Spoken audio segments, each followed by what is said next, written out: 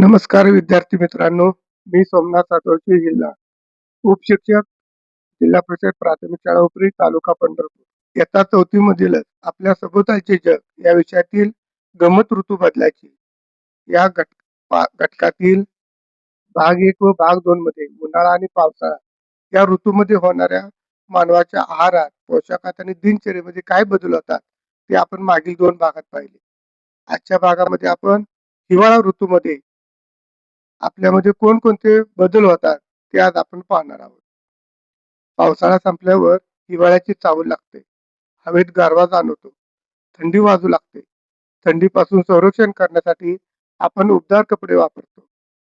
हिवाळ्यात पेरू, बोरे इत्यादी फळे मिळतात. आपण अशी फळे खातो.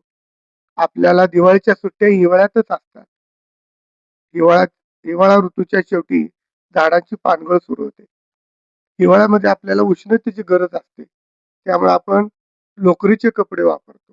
स्वेटर, कानटोपी, हातमोजे असे कपडे आपण घालून थंडीपासून आपण त्यात बचाव करतो. त्याचबरोबर शरीरातील अंतर्गत उष्णता वाढण्यासाठी या काळामध्ये स्निग्ध पदार्थ जास्त प्रमाणात खाल्ले जातात. तेल, तूप, मांस, मटण, मासे असे खाऊन आपल्या शरीराची उष्णता वाढवण्याचा प्रयत्न आपण करत असतो. त्याचबरोबर प्राणी सुद्धा थंडीपासून आपला बचाव करतात. सुरक्षित ठिकाणी राहतात. ज्या प्राण्यांना थंड वातावरण चालते असे प्राणी संध्याकाळच्या वेळी बाहेर पडतात.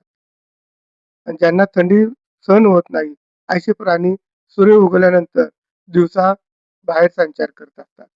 अशा प्रकारे हिवाळा ऋतूमध्ये मानव आणि इतर प्राण्यांच्या दिनचर्येमध्ये बदल होत असतात. धन्यवाद.